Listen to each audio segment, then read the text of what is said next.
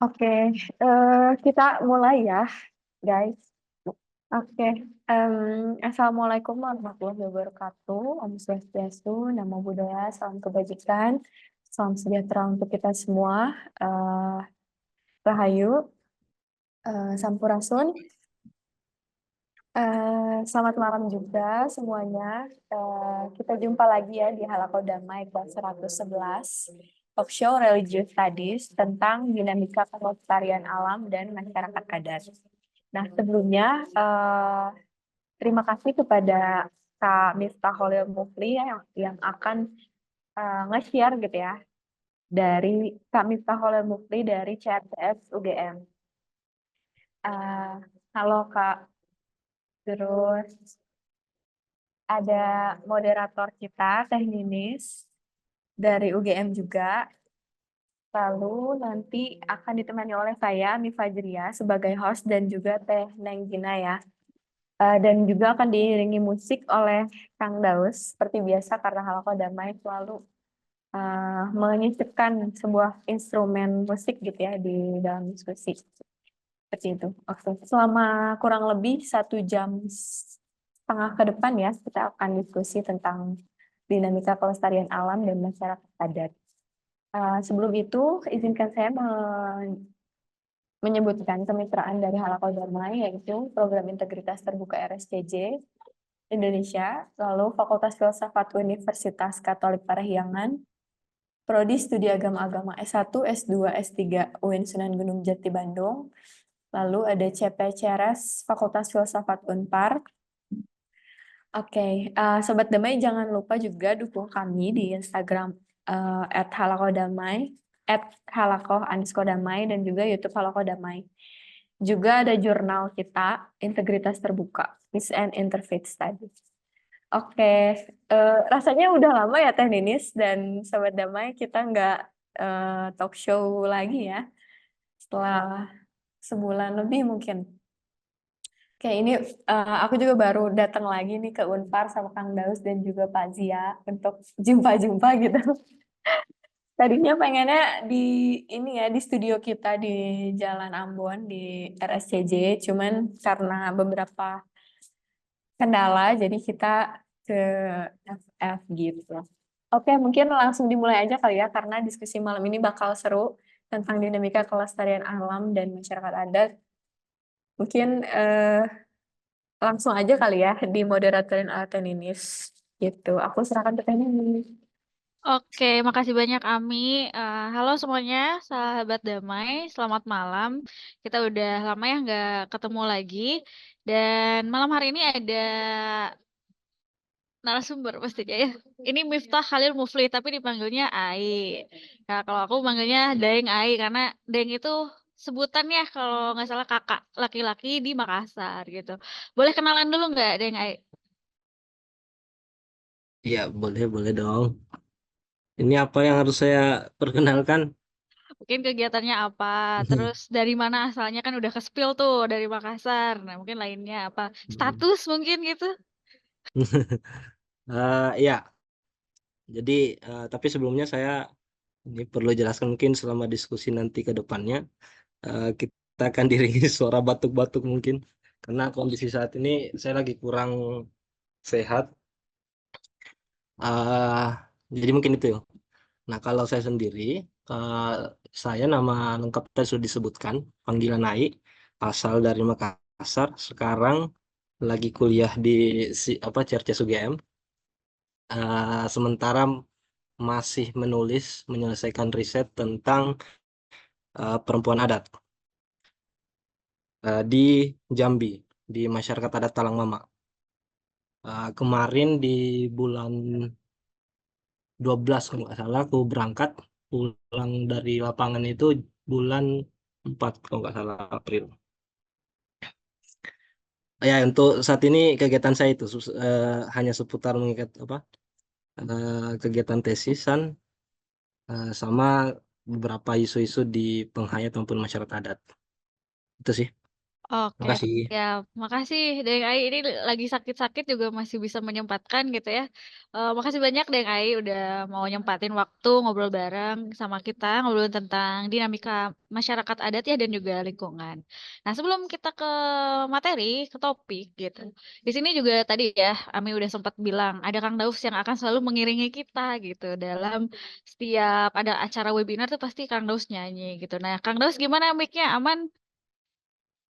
Aman, aman, Kenalan dulu aman. Kang Daus Halo, sebelum nyanyi ya. Silakan halo. Kang Daus. Kayaknya dulu pernah saya live IG kalau nggak salah sama Kang Kang Deng, Ayu. iya betul, betul sama Kang Daus. Kalau nggak salah ingat, dulu pas gempa lagi di Jogja.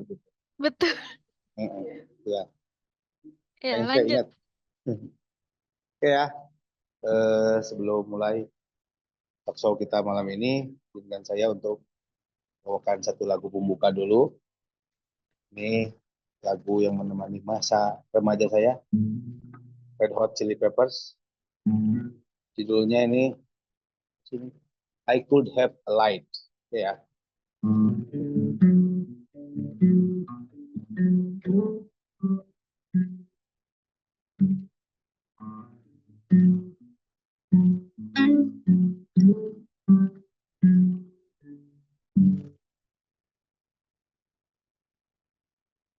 Must be something in the way I feel, and she don't want it to feel.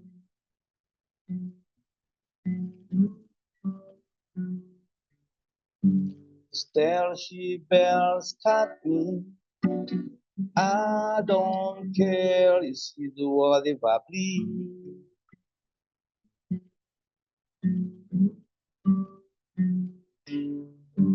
I could never change, that's what I feel. My face can never show what is no real.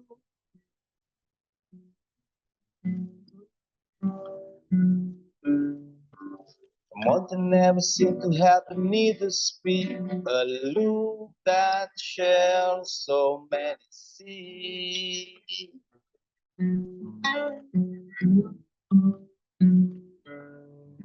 The sweetest feeling I got from you, the thing I said to you were true.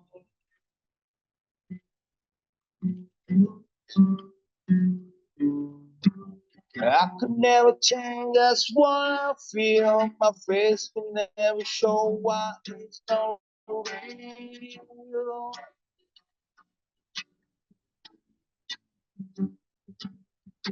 I could have lied to such a fool. My eyes will never keep their cool. Show her to her and I told her how to strike me, but I'm fucked up now.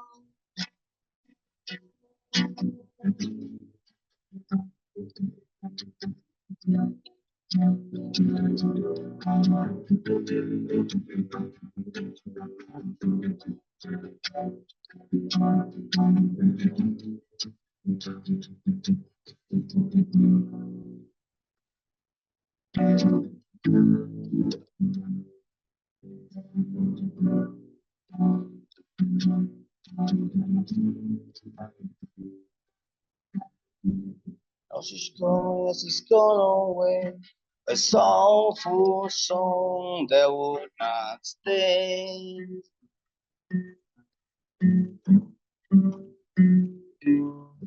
The sweetest feeling and I got from you, the thing I said to you were true.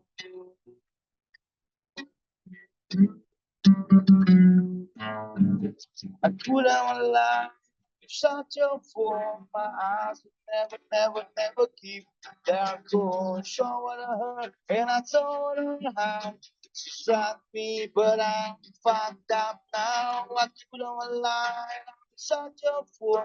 My eyes would never keep their cool. Show what I heard, and I told her how she struck me, but I'm fucked up now.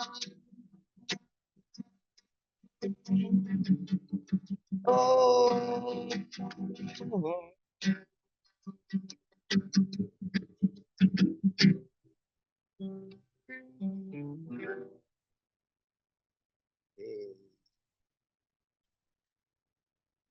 Oke, makasih banyak Kang Dos. Mungkin bisa cerita dikit itu maksud dari lagunya apa? Ini mah lagunya lagu tentang asmara kayaknya, dibohongin sama ceweknya sama pasangan. Ya Sama ampun, lagunya. di tengah ini ya apa ngomongin tentang alam ada cerita begitu Iya. jadi makin Ini sedih. ini juga fenomena alam. Benar, Lagu percintaan juga sama dengan fenomena alam. Ya, benar. ini lagunya lagu adat-adatan bukan masyarakat adat. Adat-adatan. Ya adat-adatan konteksnya bahasa Sunda ya. Adat-adatannya itu apa ya Marah-marah, tantrum ya. Marah-marah tantrum gitu. ngareok. Ngereok. Adat-adatan itu. Oke, siap. Oke, Nuhun. lanjut Mangga. Tawang Sulna. Ya. Oke, kita mau lanjut ke pembahasan gitu ya. Karena mungkin beberapa teman di sini juga ada Teh Gina yang menyimak. Nanti kalau misalnya Teh Gina mau komen, mau sharing silakan. Nanti juga Kang Daus akan sharing dan juga Ami gitu ya. Dan Deng Ai nanti mungkin apa ya? Kalau di Halakodama itu konsepnya agak beda. Biasanya orang presentasi dulu baru ditanya jawab gitu. Kalau di kita lagi presentasi nanti kalau ada pertanyaan kita akan tanya langsung gitu, refleksi gitu. Oke, mungkin sebagai pembukaan gitu, kenapa sih topik ini penting gitu? Karena mungkin beberapa minggu belakangan gitu ya, Sahabat Damai udah ada yang ngelihat em, satu topik di mana teman-teman masyarakat adat dari Papua berdemo gitu tentang hak mereka terhadap hutan-hutan mereka yang mau diambil oleh apa ya pemerintah mau apa bukan pemerintah tapi industri gitu melalui pemerintah kayak gitu. Jadi ada hak-hak mereka yang diambil makanya mereka berdemo untuk apa mengedepankan gitu ya untuk mengambil hak mereka kembali kayak gitu. Dan sebetulnya nah ini tuh seringkali dianggap oh ini hal yang baru kayak gitu. Kayaknya baru deh aku nemu kayak gini. Sebetulnya udah dari lama gitu dan ada kasus-kasus lain di tempat lain yang juga melibatkan masyarakat adat. Contohnya mungkin ini agak cukup sensitif tapi tentang IKN gitu kan. Nah ini nanti kita bisa bahas lebih lanjut dengan Deng Ai. Nah mungkin ada konsep-konsep gitu yang baru untuk sahabat damai yang bisa kita dengar dari Deng Ai. Jadi kita langsung aja diserahin ke Deng Ai. Silakan Deng Ai. Ya, terima kasih Teh Ninis. Eh, aku share screen ya. Itu. Oke. Baik, selamat malam teman-teman Halo Kadamai. Pertama-tama saya ingin mengucapkan banyak-banyak terima kasih karena uh, diundang kembali kemarin waktu tahun lalu kok nggak salah ya. Ya sebelum kemarin berangkat penelitian juga itu sempat diundang ngomong tentang masyarakat adat dan ekologi kok nggak salah. Ya sama-sama teknis sama Kang Daus. Ya terima kasih Yes, juga Kang betul. Daus ini apa namanya Betul, betul. musiknya. Itu yang sangat saya notice di kegiatan Halo Damai. Sering ada musiknya dan itu menurutku cukup menarik. Jadi diskusi itu nggak harus ini apa, nggak harus ngomong yang serius-serius amat, bisa diselingi dengan musik yang bisa membuat cair diskusi kita. Walaupun kadang-kadang lagunya tidak nyambung dengan konten yang didiskusikan lah. Ya nggak harus, justru kayak kemarin itu sempat kan kami sama teknis itu juga sempat ada di kegiatan Sekolah Agama Luhur. Itu musik, kita bicara musik, kadang suaranya aja tuh bisa mengantarkan kita ke sesuatu eh, keintiman, keterhubungan dengan sesuatu. Misalnya aja manusia mengantarkan ke apa namanya keterhubungan dengan manusia lain. Jadi nggak harus kita ngerti dulu, tapi instrumennya itu yang bisa mengantarkan kita. Yes, aman, mantap, mantap. Aku juga sempat ketemu sama Teyami kalau nggak salah ya di konferensi CIR kalau nggak salah tahun lalu juga. Halo Teyami, senang bertemu Iya, kembali. iya, halo Kak. Senang ketemu juga ya. Waktu itu pertama ketemu di Solo kan. Iya, betul. Oke deh, langsung masuk aja ya. Tapi sebelumnya saya mau klarifikasi juga apa yang saya akan paparkan ini ah, bisa aja bias saya sebagai peneliti atau sebagai scholar yang punya paradigma, punya ideologi tertentu yang dalam penjelasannya bisa aja mempengaruhi. Itu yang ingin mau saya sampaikan terlebih dahulu. Dan mungkin saya akan lebih banyak sharing pengalaman selama saya riset dan selama saya uh, dalam proses pembelajaran tentang masyarakat adat itu sendiri. Nah, saya ingin memulai diskusi kita dengan mempersoalkan tentang masyarakat adat itu sendiri. Apa sih yang sebenarnya dihadapi ketika kita bicara tentang masyarakat adat? Nah, tadi sempat di-highlight sama Teh Ninis tentang kasus di Papua itu. Itu kasusnya sebenarnya tentang HPH namanya, hak pengelolaan hutan. Jadi ya betul itu apa namanya skema pemanfaatan hutan oleh perusahaan tapi melalui kebijakan pemerintah. Jadi izinnya tetap dari pemerintah. Nah, dari kasus itu sebenarnya kita dapat lihat bahwa seringkali persoalan yang dihadapi oleh masyarakat adat itu adalah tentang persoalan ruang hidup. Ruang hidup yang saya maksud ini adalah tentang wilayah. Nah, eh, banyak kasus, bukan hal baru saya pikir, banyak terjadi di sekitar kita tentang perampasan hak tanah atau hak kelola hidup dari masyarakat adat itu sendiri. Seringkali dalihnya banyak.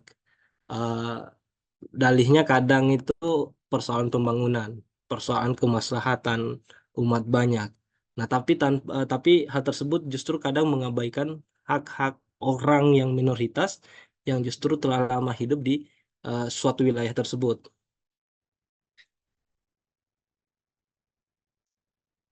Nah, dalam perspektif global sendiri, beberapa faktor yang menyebabkan perampasan lahan atau land grabbing itu sendiri ada beberapa faktor, yaitu seperti peningkatan kebutuhan pangan, seperti misal kita lihat ada kebijakan dari pemerintah yang namanya food estate, uh, termasuk Papua yang menjadi sasaran, Papua, Sumatera, dan Kalimantan, dan juga ada NTT kalau nggak salah. Nah, yang seringkali dalam eh, kegiatan ataupun dalam prosesnya tersebut sering berkonflik dengan eh, masyarakat adat sebagai orang yang telah lama memanfaatkan dan menghidupi di wilayah tersebut. Banyak hal yang bisa kita lihat, persoalan pengalihan fungsi lahan menjadi lahan sawit, lahan perkebunan, lahan padi yang memiliki implikasi baik secara kultural maupun secara struktural di masyarakat adat. Nanti kita akan diskusi terkait itu, termasuk di persoalan konservasi. Jadi jangan salah bahwa seringkali juga masyarakat adat sendiri itu berkonflik dengan pihak lain, dalam hal ini bisa saja negara ataupun perusahaan, itu karena persoalan konservasi. Jadi misal ada hutan yang ingin dialihkan statusnya menjadi taman nasional misal, atau ada kebijakan dari pemerintah yang mengeluarkan izin konsesi kepada perusahaan restorasi, perusahaan yang bertujuan untuk melakukan penghijauan, tapi justru berkonflik dengan masyarakat adat sendiri. Jadi itu juga untuk melakukan restorasi, melakukan penghijauan, tapi justru bertentangan dengan atau berkonflik dengan masyarakat adat itu sendiri yang secara umum banyak orang yang sering mengkategorikan masyarakat adat sebagai the guardian of ecology atau environment. Jadi pelindung alam, seringkali orang gitu. Tapi sekali lagi saya tidak berniat untuk meromantisasi masyarakat adat sendiri sebagai pelindung alam, karena tentu sesuai dengan judul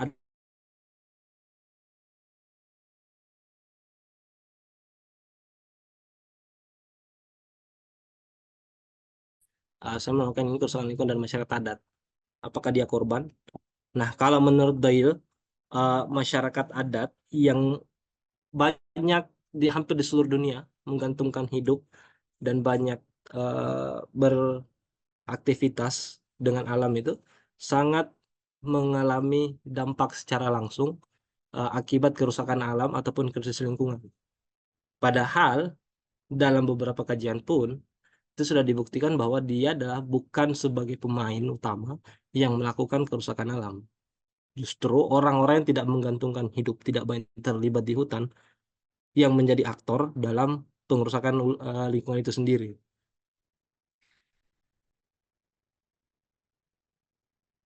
Nah, ada hal yang menarik ketika kita bicara tentang kerusakan lingkungan. Nah, ini yang saya mau spesifik akan diskusikan juga dengan teman-teman di sini, yaitu salah satu solusi ketika kita bicara tentang kerusakan lingkungan ataupun krisis iklim itu adalah adanya ide atau adanya diskusi tentang gagasan pasar karbon atau dalam istilah lainnya itu adalah carbon trade atau perdagangan karbon. Nah, ada banyak beberapa skema yang dilakukan oleh pemerintah untuk merespon isu lingkungan. Salah satunya itu adalah itu tadi, carbon trade. Konsep perusahaan yang tadi saya jelaskan, yang perusahaan konservasi atau perusahaan restorasi ini, yang melakukan penghijauan, seringkali mempunyai ide seperti ini. Jadi, idenya itu adalah memperdagangkan karbon.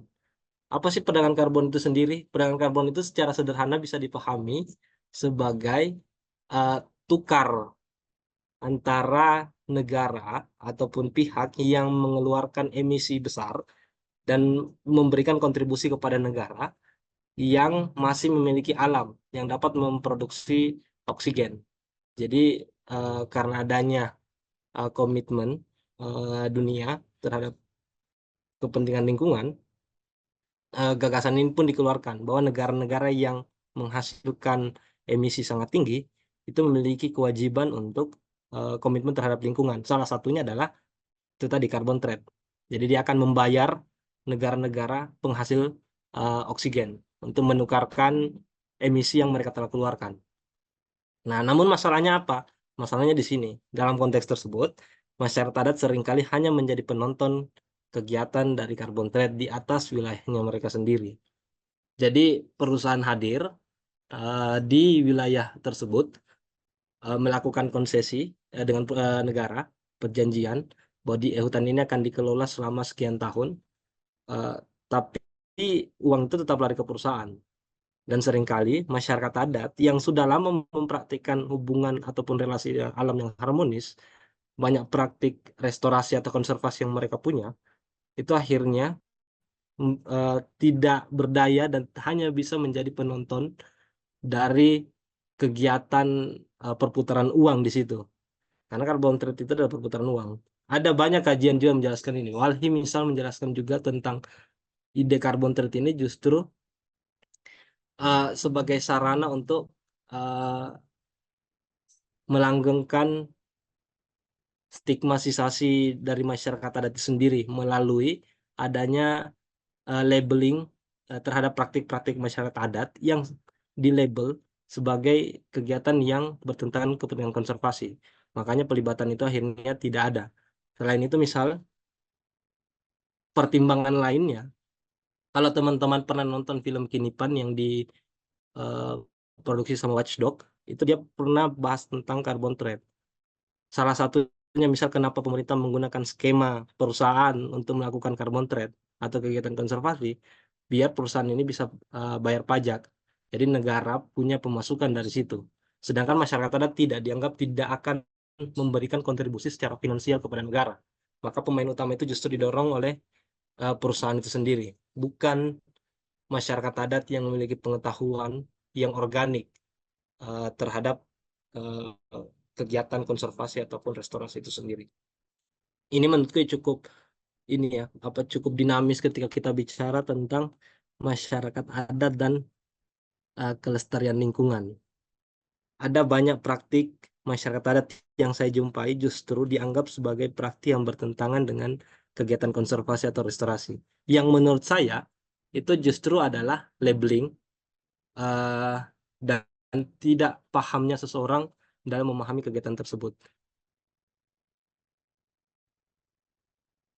Nah, kalau kita bicara tentang juga persoalan kerusakan lingkungan, ada sosok yang paling terdampak, paling mengalami ketertindasan. Begitupun dengan skema carbon trade tadi, yaitu perempuan. Saya sendiri melakukan riset di Talangmama itu karena kebetulan Talangmama yang di Jambi itu dia tumpang tindih dengan wilayah konsesi perusahaan restorasi itu sendiri. Jadi ada banyak praktik adat yang dilarang oleh perusahaan karena dianggap bertentangan dengan kepentingan restorasi. Seperti misal berladang. Mereka itu punya konsep berladang dengan konsep tebas tebang bakar. Jadi dia buka lahan itu, dia akan menebas dan dia akan menebang pohon dan dia akan membakar lahan tersebut. Ada banyak penjelasan yang mereka punya terkait kegiatan itu. Misalnya, kenapa sih harus membakar? Mereka misal menjelaskan itu adalah medium untuk membuat padi itu agar mendapat pupuk secara organik. Jadi hasil pembakaran itu dianggap sebagai pupuk.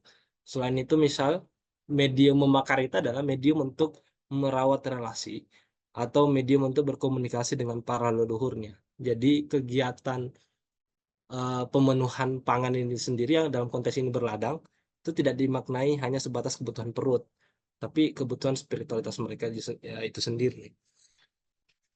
Nah, hilangnya kegiatan atau pelarangan-pelarangan kegiatan itu dalam beberapa banyak masyarakat adat yang memiliki peran perempuan yang signifikan dalam pengelolaan hutan ataupun lahan, itu pada akhirnya hilang pengetahuannya.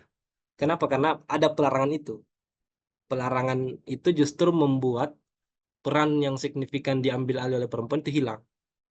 Itu akan berdampak secara sosial juga. Ini yang saya lihat juga di konteks lokasi penelitian saya kemarin.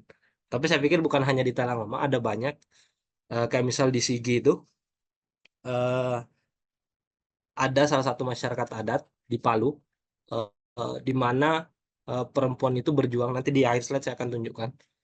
Dia berjuang untuk menemukan kembali atau mengembalikan peran signifikan perempuan adat dalam pengelolaan lahan, pengelolaan hutan, karena hal tersebut dianggap sebagai salah satu penyebab ketimpangan gender di masyarakat adat.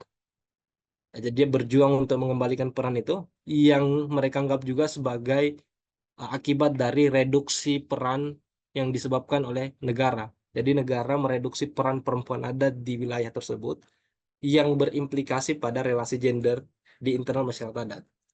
Nah, jadi ketika bicara tentang kelestarian lingkungan, bicara tentang kerusakan lingkungan, justru ada pihak, selain kita bicara tentang masyarakat adat yang sudah termarginalkan, di internal masyarakat adat juga itu sendiri ada justru kelompok juga yang semakin termarginalkan karena persoalan ini, yaitu kelompok perempuan. Nah, ini yang saya akan tunjukkan juga. Jadi ada perbedaan paradigma tentang konservasi. Jadi kemarin itu waktu di Jambi, saya sempat mendatangi juga perusahaan restorasi itu. Walaupun sempat ada kesulitan untuk menemui pihak perusahaan, tapi di akhir-akhir saya sempat akhirnya menemui salah satu manajer dari perusahaan itu. Jadi dalam suatu dialog itu saya berdialog dengan mereka. Karena di masa Talanggama ini kegiatan berladang mereka dilarang karena ada tadi kegiatan tebas tebang bakar. Itu yang saya dialogkan. Saya mencoba untuk menjembatani antara pihak Talanggama dengan perusahaan restorasi ini. Yang saya tanya misal, kenapa sih kegiatan berladang ini dilarang oleh perusahaan? Salah satu argumentasinya itu adalah mereka selalu menganggap bahwa memang hutan yang ingin dilindungi ini kalau perlu tidak ada manusia saja. Nah, paradigma itu memang paradigma seperti itu menunjukkan bahwa keterhubungan alam dan manusia itu harus dipisahkan saja. Jadi saya sepakat bahwa memang ada banyak kerusakan lingkungan yang diciptakan oleh manusia. Tapi justru juga hal itu cukup bermasalah ketika kita memisahkan paradigma tersebut. Karena mau bagaimanapun manusia akan hidup selalu berdampingan dengan alam. Justru kita selalu berpikir bagaimana manusia dan alam ini bisa terhubung satu sama lain. Nah, itu ada paradigma yang berbeda seperti itu antara yang terhubung dan tidak terhubung. Nah, itu berimplikasi juga akhirnya pada pelarangan itu. Mereka menganggap bahwa kegiatan itu akan menciptakan karhutla yang pada akhirnya saya tunjukkan dan saya buktikan kepada perusahaan itu bahwa saya sudah mengunjungi beberapa titik di mana masyarakat Talanggama itu sempat membuka lahan, yaitu saya tunjukkan kepada mereka bahwa ini loh lahan-lahan hasil bukan ladang dari orang Talanggama yang memiliki konsep ladang berpindah. Jadi setelah dia berladang, buka ladang, dia akan berpindah ke wilayah lain. Tapi sebelum berpindah, dia akan menanam pohon. Jadi konsepnya itu Setelah ini nanti sudah dipanen, dia akan pindah ke wilayah lain. Tapi ini akan diberikan waktu, diberikan ruang untuk beregenerasi. Jadi yang saya tunjukkan konsep restorasi ini justru bisa dipertimbangkan. Memberikan waktu tanah untuk bisa beregenerasi, tidak dieksploitasi secara terus-menerus. Pengetahuan ini yang menurut saya perlu untuk dipertimbangkan, berkebalikan misal dengan konsep pertanian modern yang memanfaatkan satu tanah dan itu dieksploitasi terus-menerus. Jadi dia dipaksa untuk bereproduksi terus-menerus, menghasilkan terus-menerus. Jadi tidak ada waktu bagi tanah untuk beristirahat. Nah, salah satu penjelasan yang menarik dari orang Talangoma itu sendiri misal adalah dia bilang seperti ini. Ya, bumi itu adalah oma itu ibu. Bumi itu adalah ibu. Selayaknya manusia, dia juga butuh istirahat. Jadi ketika dipaksa, bumi itu akan atau ibu itu akan hancur juga. Jadi kita harus memberikan waktu dia untuk sembuh, beregenerasi terus-menerus.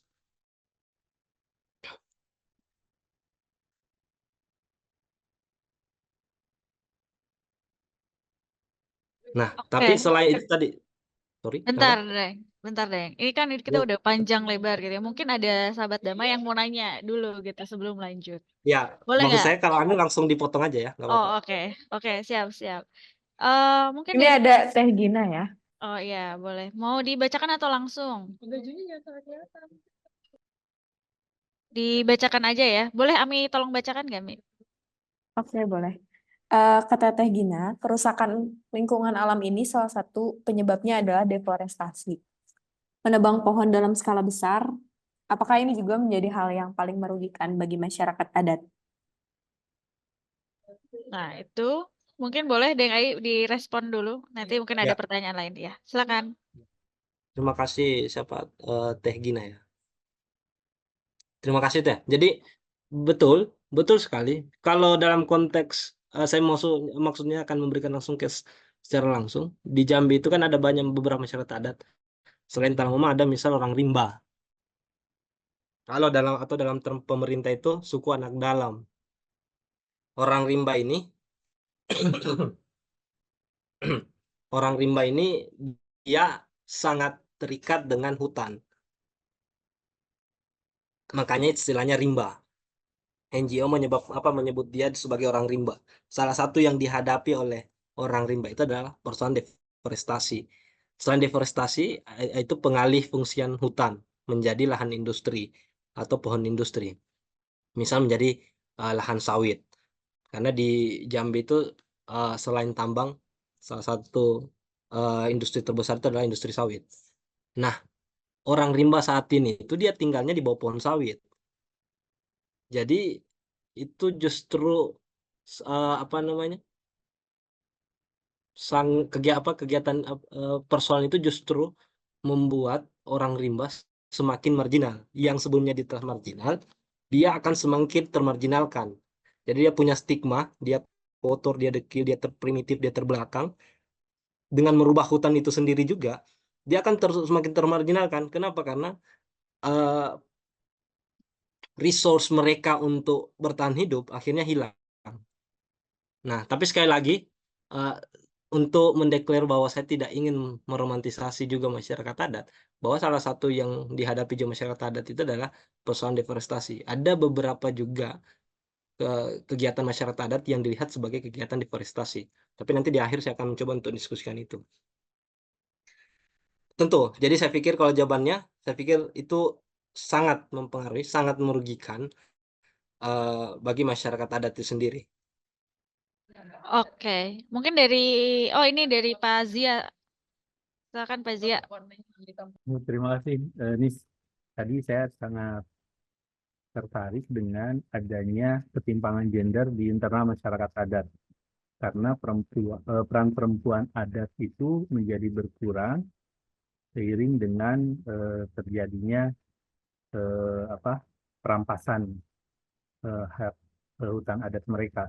Nah, ini bentuk-bentuk dari ketimpangan relasi gender yang terjadi di internalnya itu gara-gara berkurangnya lahan mereka itu bagaimana, Mas? Ya. Terima Ya, kasih. terima kasih, Mas. Kang, sorry, siapa namanya, Kang? Kang Zia. Kang Zia, ya. Terima kasih, Kang Zia. Ah, jadi pertanyaannya apa bagaimana bentuk ketimpangan gender yang secara terhubung itu dengan berkurangnya lahan dari masyarakat adat sendiri akibat dari kerusakan lingkungan ataupun perampasan lahan. Nah, saya sebutkan tadi ada beberapa di masyarakat adat Sigi, masyarakat adat Talang Mama, termasuk yang ada di Papua. Di Papua itu ada salah satu NGO yang merumuskan, bukan merumuskan, mendampingi perempuan adat di Papua yang kehilangan tanahnya. Di mana letak ketimpangan gendernya?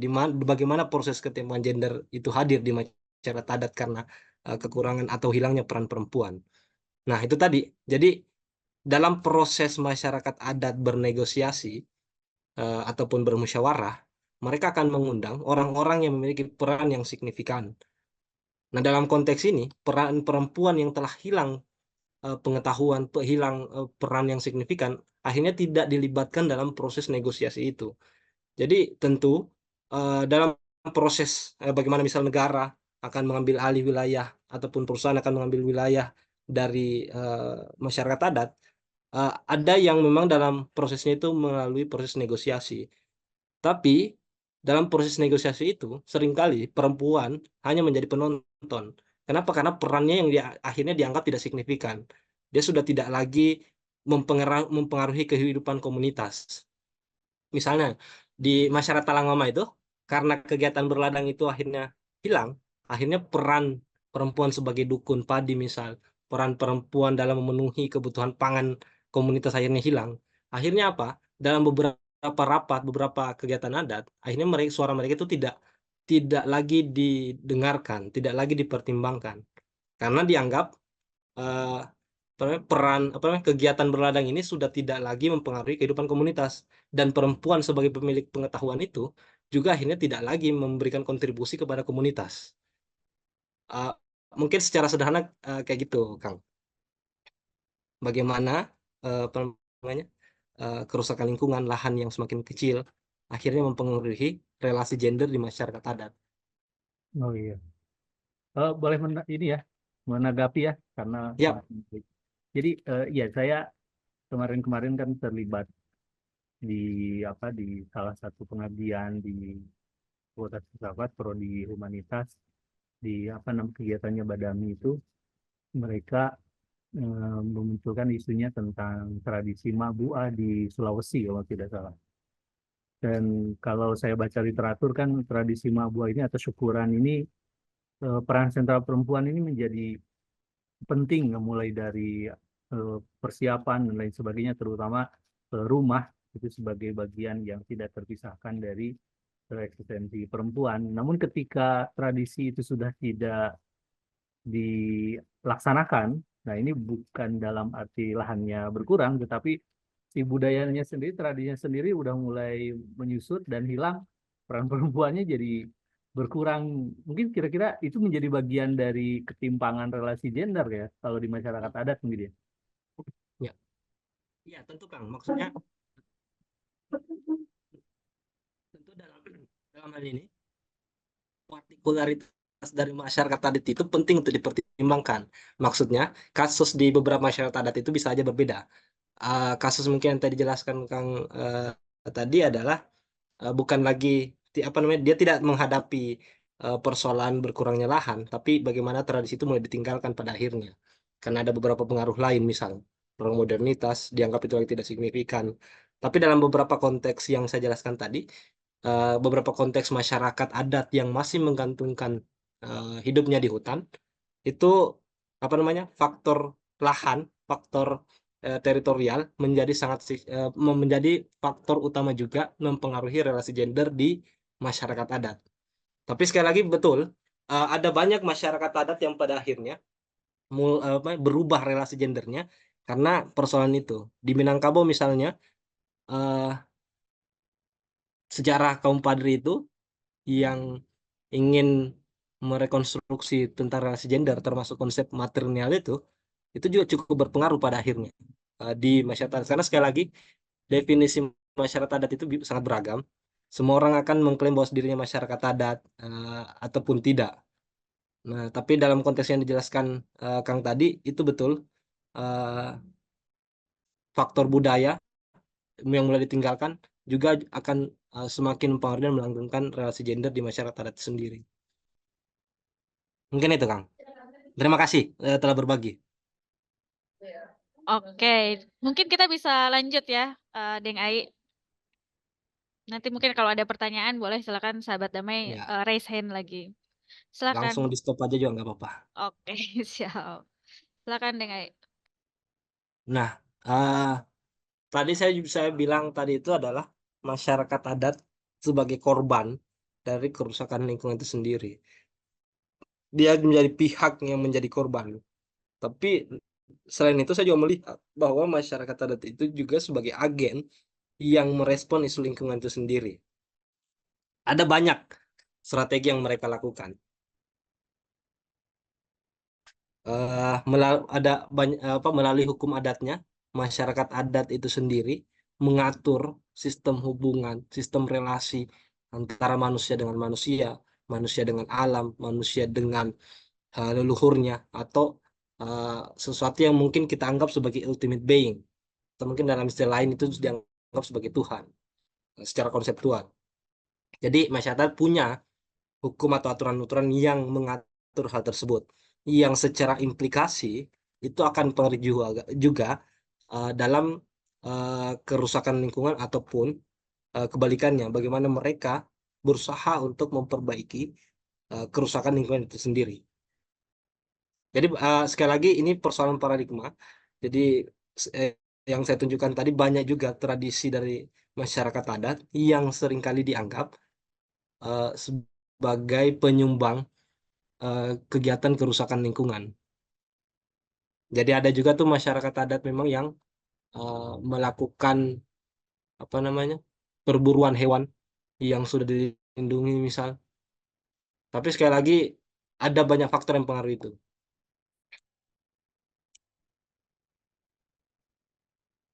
Nah, yang saya lihat itu salah satunya adalah dia berawal dari paradigma bagaimana melihat alam itu sendiri.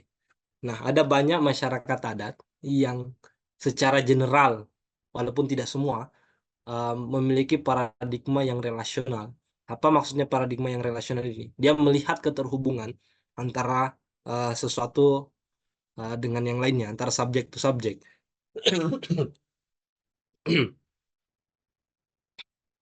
Keterhubungan ini tentu akan sangat mempengaruhi apa namanya dengan mempengaruhi lingkungan di mana masyarakat adat itu tinggal.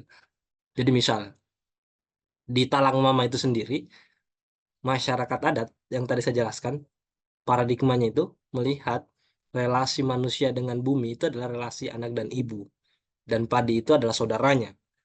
Menjual keduanya berarti menjual kehidupan. Atau menjual ibu atau menjual saudaranya sendiri. Jadi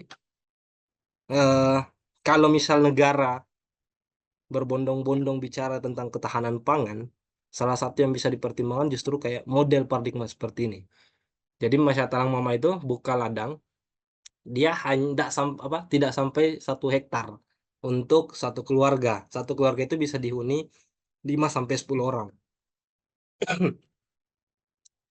Nah, mereka berladang itu ketika saya wawancarai, ketika saya tanya, mereka bisa memanfaatkan hasil panennya hingga 2 sampai 3 tahun untuk memenuhi kebutuhannya.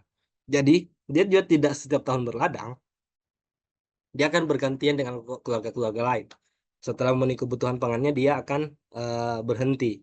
Dia akan memanfaatkan itu setelah sampai habis. Baru kemudian membuka lagi setelah stoknya mulai menipis. Nah, konsep ini justru sangat menarik karena di tengah-tengah negara yang mengeluarkan kebijakan food estate sebagai respon krisis pangan, justru ada masyarakat adat dalam beberapa banyak lainnya yang pernah saya nonton juga itu di masyarakat adat Kasepuhan kalau tidak salah, itu sama.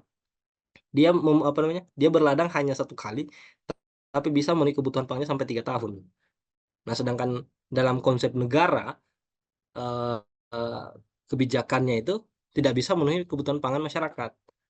Nah, dalam hal ini relasi atau paradigma yang dibangun itu memang sangat berbeda.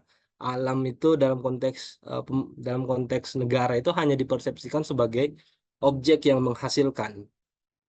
Nah, berbeda dengan misal masyarakat adat yang memahami eh, alam itu sebagai bagian dari mereka. Merusak alam berarti merusak dirinya sendiri. Merusak lingkungan berarti merusak kehidupannya sendiri. Nah, paradigma keterhubungan ini yang menurut saya mengakar kuat di masyarakat adat. Yang penting untuk didiseminasikan, penting untuk diberitahukan, penting untuk diperkenalkan, dan penting juga untuk dipertimbangkan dalam logika pembangunan yang digaungkan oleh negara. Jadi menurut ini yang penting banget di masyarakat adat yang bisa kita pertimbangkan ketika kita bicara tentang lingkungan. Jadi bagaimana masyarakat adat mempersepsikan lingkungan atau alam itu sendiri. Nah, ini yang di Talang Mama, di suku Moi juga, yang ada di Sorong itu, dia saat ini juga sedang berjuang untuk isu pengalih fungsian hutan menjadi lahan sawit. Dia punya filosofis yang namanya, ya silakan Teh. Aku mau nanya, tadi penasaran, boleh lihat yang slide sebelumnya, Kak. Nah, menjaga alam melalui paradigma relasional. Nah, tadi kan aku lihat kalau Talang Mama ini kan perempuan di sana ya, di Jambi itu. Nah, terus konsepnya tuh tadi kan bumi adalah ibu. Terus, nah, kalau misalnya jika bumi ini adalah ibu dan tumbuhan alam itu adalah saudara gitu ya. Nah, kalau kita ngejual itu berarti kan tadi katanya menjual kehidupan. Nah, yang aku pengen tanyain tuh karena mungkin konsep masyarakat adat kebanyakan seperti itu kali ya. Dan nah, tapi aku tuh penasaran gitu, kenapa klimaksnya perempuan juga jadi termarginalkan gitu, padahal mereka mempercayai kalau misalnya bumi adalah ibu. Seorang perempuan gitu ya. Terus, nah tapi kenapa si perempuan juga eh jadi termarginalkan, termasuk di kelompoknya. Udah mah dari luar gitu ya, udah mah dari luar dari pemerintahan dan masyarakat yang mengaku masyarakat adat, tapi juga dari internal mereka. Nah, gimana konsep itu teh memang mereka terapkan atau eh, seperti apa gitu, Kak? Ya, terima kasih Teh Yami. Jadi betul, apa yang saya lihat ini adalah memang sangat paradoks. Ya, apa yang terjadi di masyarakat adat. Makanya saya senang sekali sebenarnya dengan judul ini. Jadi dinamika itu kan dia tidak statis. Jadi apa yang terjadi di masyarakat itu sangat bergelombang, sangat dinamis. Itu juga yang hadir di masyarakat adat saat ini. Bahwa kemudian misal di zaman dulu, sebelum hadirnya misal pihak luar yang hadir di masyarakat adat, dalam konteks spesifik saya bicara tentang Talang Mama, itu relasi itu sangat ini, bahkan perempuan itu sangat superpower. Dia punya karena dia dipercaya sebagai suku yang memiliki keturunan dari Pagarkui Minangkabau yang secara konsep relasi gender ya matrilineal, dia lari karena dipercaya efek dari perang Padri itu, perang antara kelompok agamawan dan kelompok adat. Tunggu ya.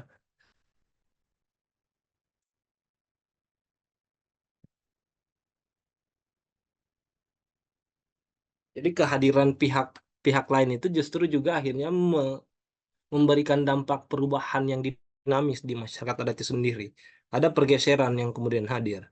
Tapi eh, saat ini memang praktik berladang itu karena dilarang, sudah banyak keluarga yang akhirnya mulai meninggalkan itu.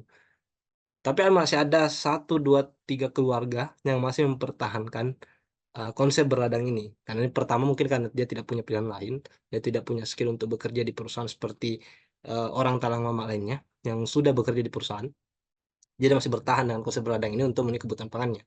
Tapi selain itu beberapa dari mereka juga masih memegang teguh adat istiadatnya. Nah, menurut saya selain dia menjadi korban yang saya jelaskan tadi, ini bisa menjadi modal yang bisa dikembalikan lagi.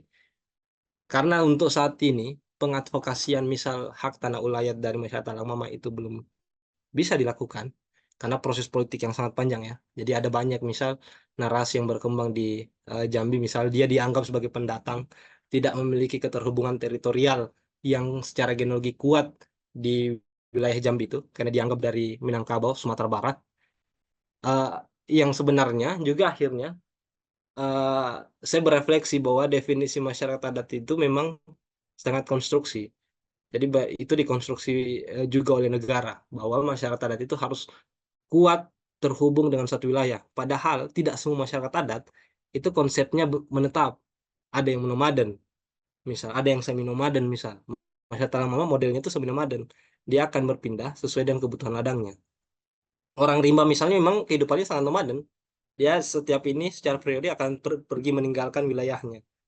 Nah, dalam definisi negara misal tentang keterhubungan wilayah itu, justru itu cukup bermasalah. Nah, tapi yang mau saya jelaskan di sini adalah proses itu memang sangat dinamis.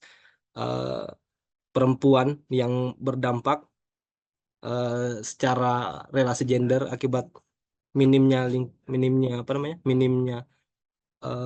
wilayah yang sudah diambil alih dan keterbatasan untuk mempraktikkan tradisi itu. Tapi di sisi lain, ini juga bisa menjadi modal. Dia menjadi agen pada akhirnya juga. Narasi ini menurutku bisa kembali.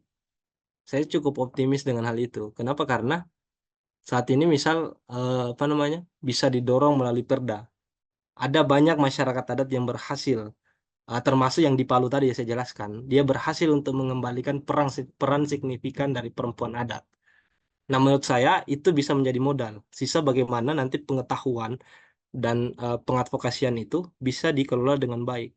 Nah, saya meng-highlight ini tujuannya adalah itu mendiseminasikan bahwa di Talang Mama itu sendiri ada pengetahuan seperti ini yang nantinya itu bisa dipertimbangkan dalam paradigma kebijakan, paradigma pembangunan yang dilakukan oleh negara.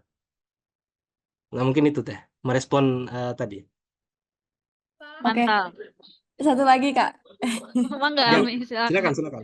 Ya, nah, apakah perempuan di sana juga kayak aware? Maksudnya kayak, oh ya, kita tuh merasa termarginalkan gitu. Mereka perempuannya merasa gitu termarginalkan. Terus, apakah di sana juga perempuan-perempuan perempuan Talang Mama ini berkumpul nggak sih gitu untuk eh apa ya, bernegosiasi atau berdiskusi gitu lah, seenggaknya buat yang tadi Kak Ai ceritain.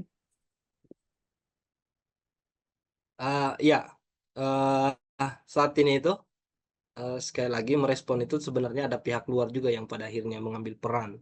Salah satunya adalah NGO yang mendampingi proses-proses ini. Nah, kalau ditanya misal perempuan Talang Mama merasa tertindas, jadi saya coba akan bagi pengalaman saya di sana itu, orang Talang Mama itu sangat tertutup bagi orang luar. Kalau yang belum kenal, yang belum cukup engage dengan mereka. Bahkan untuk foto pun itu saya 1 bulan itu nggak ada dokumentasi karena mereka cukup tertutup, melarang saya untuk melakukan kegiatan dokumentasi. Nah, bahkan ada aturan di Talang Mama itu untuk membatasi orang luar berinteraksi dengan perempuan Talang Mama. Kita makan satu alat kita makan menggunakan alat makan yang sama. Misal nih, si perempuan ini makan dengan piring ini, tapi setelah makan saya ambil piring itu dan saya pakai makan juga. Itu bisa aja langsung dinikahkan. Jalan berdua dengan posisi laki-laki di depan itu akan dinikahkan juga.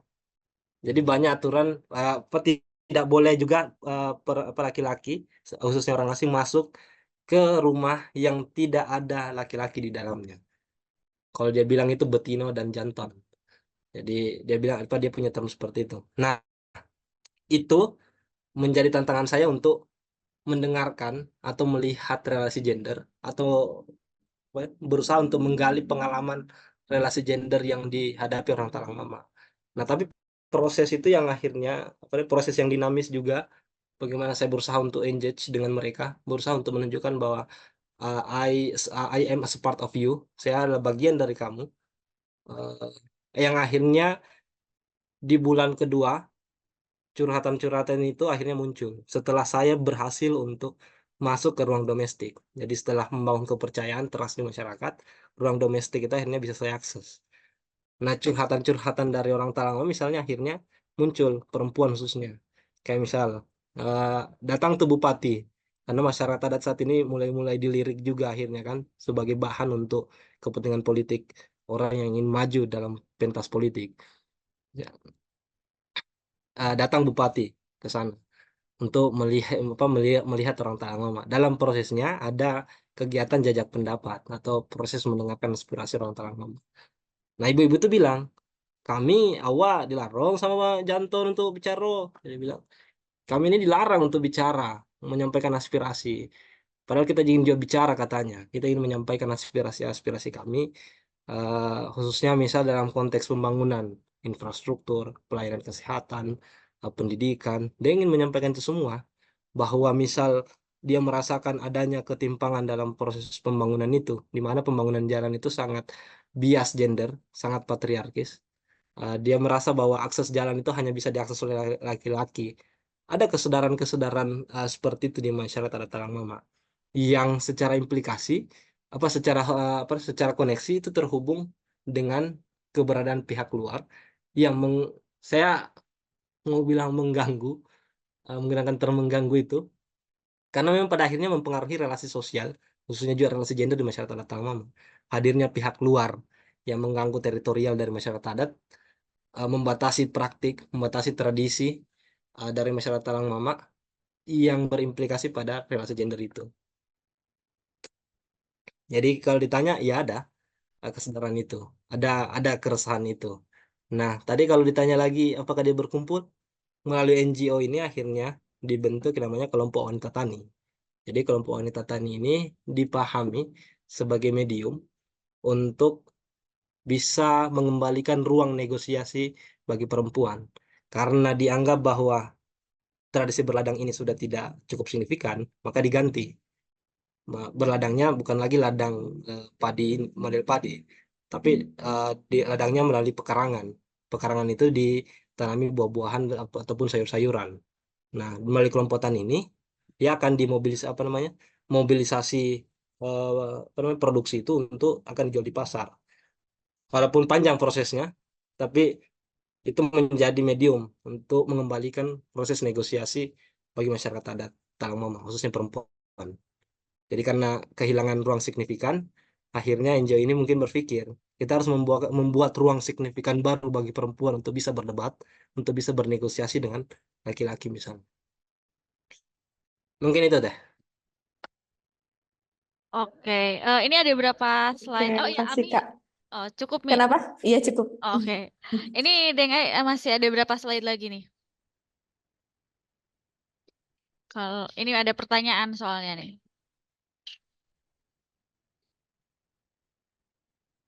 Ini ada pertanyaan dari Teh Gina lagi.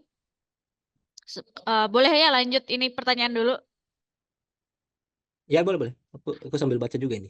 Oh oke, ya sambil baca ya. Kalian aku bacakan lah.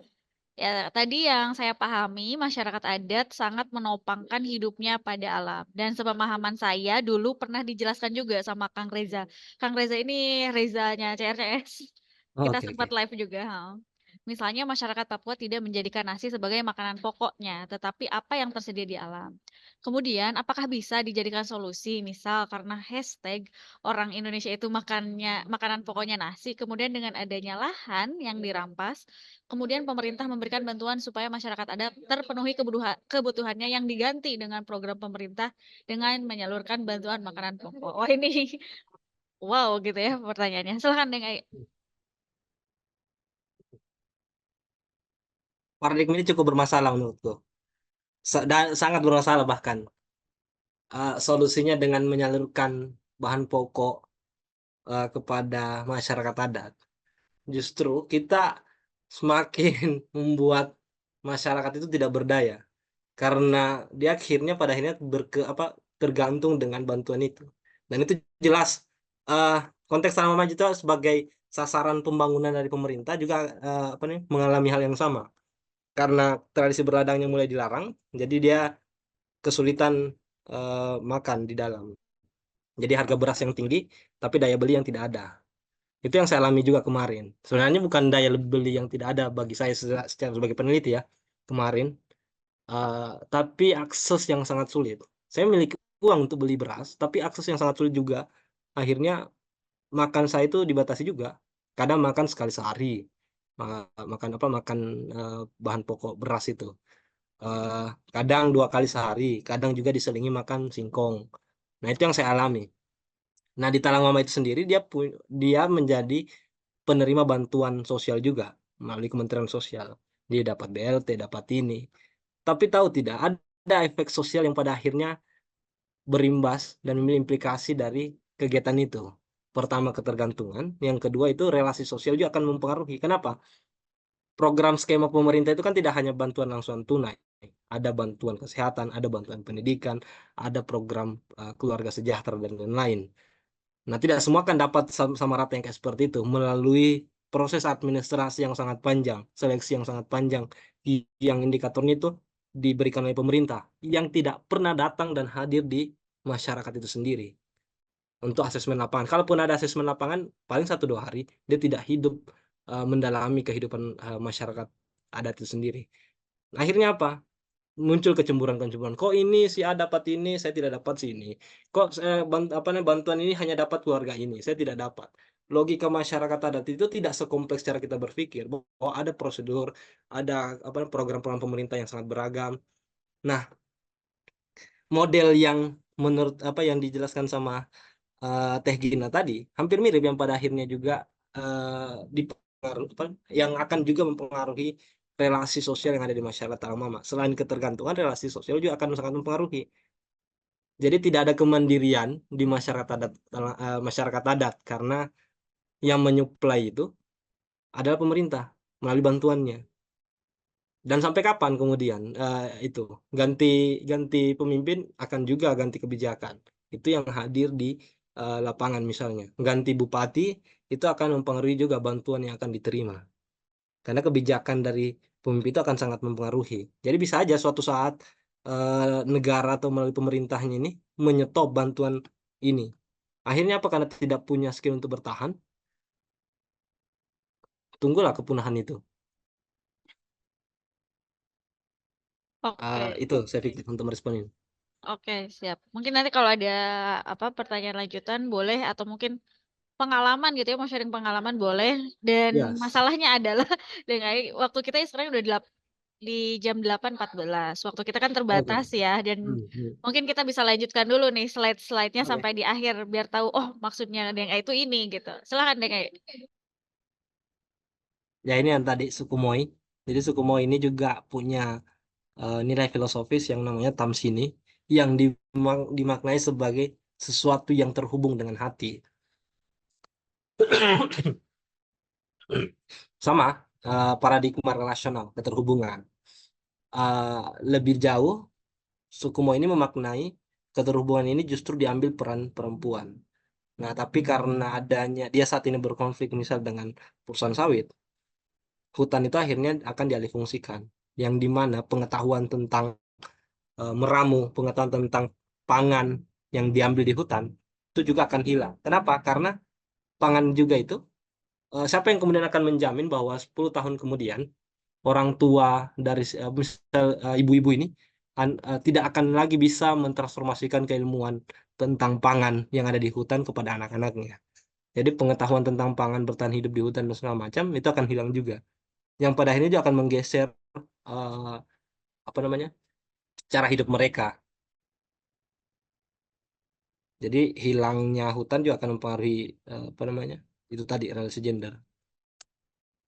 Nah ini ada banyak kasus banyak case yang bisa kita pelajari bagaimana kemudian masyarakat adat sebagai agen mempengaruhi, berusaha untuk melawan akan kerusakan lingkungan. Misal yang ada di masyarakat adat Dayak Pitap, dia juga sama dengan suku Moi, dia berkonflik dengan hadirnya lahan sawit dan tambang. dia berusaha untuk mendapatkan pengakuan hak tanah ulayat agar tanah mereka tidak bisa lagi dicaplok secara semena-mena oleh pihak luar. Ada juga misal perlawanan Mama Aleta di NTT, sosok perempuan sangat populer ini banyak diceritakan kisahnya yang melawan tambang dengan menenun. Jadi dia melakukan aksi damai, datang ke perusahaan tambang itu, wilayah tambang itu, dan melakukan proses menenun di situ sebagai bentuk perlawanan. Nah, ini yang saya jelaskan, apa namanya, sosok Rukmini Patatohoke. Dia adalah masyarakat adat dari Sigi Palu yang berusaha untuk mengembalikan peran perempuan sebagai penjaga hutan abadi. Dia punya istilah penjaga hutan abadi di masyarakat adat yang ada di Sigi sana. Jadi dia berusaha untuk mengadvokasikan peran perempuan di hutan itu agar relasi gender yang mereka rasakan itu bisa direspon. Nah, itu berhasil. Nah, info yang saya dapat ini dia baru-baru ini apa Rukmini Patatohoke itu juga mendapatkan penghargaan Kalpataru dari KLHK, Kementerian Lingkungan Hidup dan Kehutanan. eh Penghargaan Kalpatar ini diberikan kepada perorangan ataupun kelompok yang berkontribusi besar terhadap kelestarian lingkungan. Jadi saat ini juga Rukmini Patatohoke ini mengorganisir ibu-ibu masyarakat adat di sana untuk menjaga melestarikan lingkungan. Jadi dia sudah bergerak bukan lagi perorangan tapi secara organisasi, secara terorganisir. Nah, sebelum saya tutup, saya ingin menyampaikan, tapi saya tidak tulis di sini. Saya tidak masukkan dalam slide. Ada kepentingan politik saya, itu bias. Tentu saya harus akui itu bias. Tapi kepentingan politik saya di sini adalah saya ingin menyebutkan bahwa struktur sosial saat ini itu sudah tidak adil.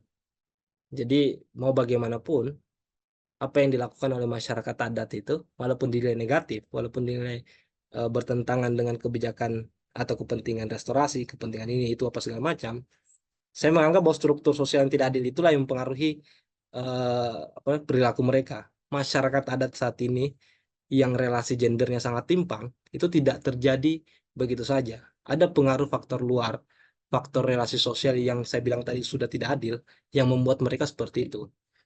Nah, dalam konteks ini saya ingin menekankan ada banyak masyarakat adat yang saat ini melakukan deforestasi, melakukan kerusakan alam. Di Orang Rimba itu misalnya di Jambi itu ada banyak masyarakat adat yang melakukan paruhan. Paruhan itu dia menjual tanah adatnya kepada orang pendatang untuk membuka lahan sawit. Jadi ditukarlah dengan mobil, dengan motor, lahan itu dilepas. Bagi orang lain itu dilihat sebagai kegiatan deforestasi akhirnya. Dia menebang pohon juga pada akhirnya. Tapi itu tidak terjadi begitu saja. Ada struktur sosial yang membuat mereka seperti itu. Jadi istilahnya itu adalah survival instinct. Insting untuk bertahan hidup yang akhirnya membuat mereka seperti itu. Tapi sekali lagi, ini yang saya sampaikan ini adalah upaya untuk tidak meromantisasi masyarakat adat. Bahwa masyarakat adat itu seperti ini, seperti itu, dia baik, dia adalah sempurna, apa segala macam. Tidak.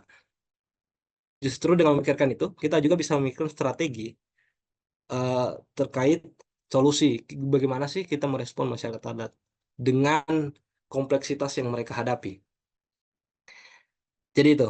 Jadi tentu masyarakat adat banyak melakukan hal yang bertentangan dengan nilainya, tapi sekali lagi saya tekankan bahwa itu tidak terjadi karena keinginannya, karena kehendak mereka.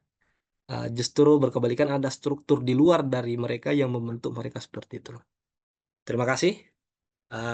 Terakhir saya tutup dengan masyarakat adat bangkit, bersatu, berdaulat, mandiri, dan bermartabat. Terima kasih. Wah, makasih banyak Deng Ai. Ini udah bener ya, di akhirnya mantap banget nih. Nah, sebelum kita berlanjut dengan penutupan gitu ya, kita akan mendengarkan satu buah lagu dari Kang Daus. Kang Daus gimana, udah siap belum? Siap. Oke, silakan Kang.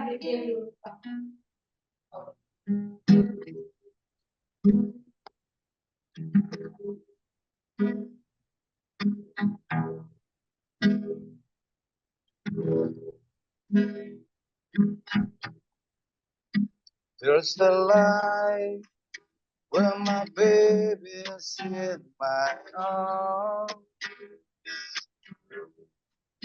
There's a light when the window shades are down. It's a day when I feel I made harm to her. Watch it all, 'cause this feeling we can share.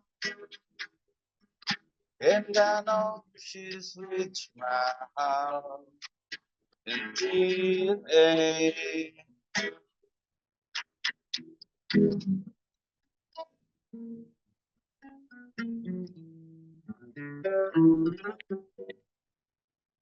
Byzantine is reflected in our home.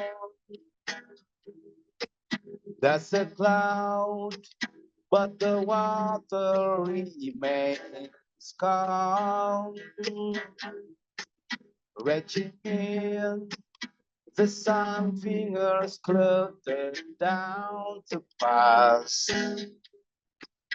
Even now, it's a precious thing to be. And I know she's reached my heart until yes, I know she's reached my heart until it's not in my past too soon. Love can keep on moving in both directions, and how to be happy and true is the quest we're taking on together. Taking on, on, on, taking on, on, on. There's a light when my baby's in my arms. And I know she's reached my heart until and I know she's reached my heart until and I know she's reached my heart.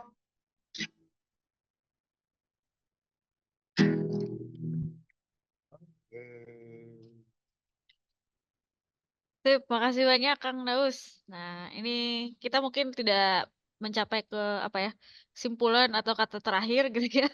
Biarlah teman-teman gitu yang menyimpulkan di akhir.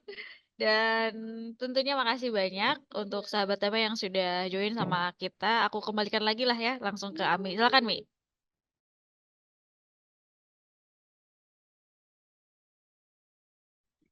Oke, terima kasih banyak ya Kak Ai dan Teh Ninis dan seluruh sobat damai yang udah ngobrol pada malam hari ini. Menarik banget dan kayaknya nggak cukup ya Teh Ninis kalau diskusi cuman di webinar. Betul, Karena kan ya, boleh dikit ya Mi ya sebelum ditutup.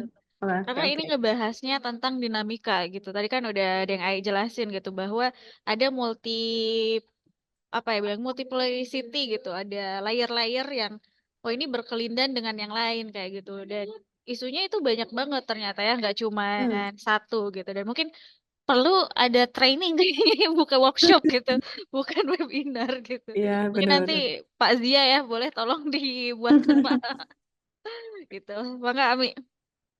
Oke, iya ya, karena kalau misalnya kita nyimpulin juga kayaknya emang sangat paradoks dan kompleks ya. Jadi kayaknya kesimpulannya kita pikir masing-masing aja. Gitu ya, cuman ya menarik banget kan karena tadi eh, dinamika yang cukup wow gitu ya dan banyak insight yang baru aku tahu gitu, apalagi di masyarakat adat di Jambi gitu ya. Oke, mungkin kita bisa next lagi diskusi ya Teh Ninis dan Kak Ai. Jangan kapok-kapok buat share lagi di Halakoy Damai atau di luar ini gitu. Oke, eh, aku tutup aja ya Sobat Damai. Terima kasih banyak yang udah menyempatkan waktunya. Kita ketemu lagi mungkin di lain talk show atau di kelas Instagram ya, live Instagram.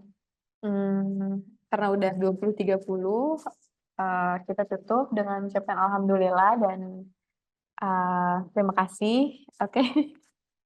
Oke, Assalamualaikum warahmatullahi wabarakatuh. Om Swastiastu, Namo Buddhaya, Salam Kebajikan, Sampurasun, Rahayu.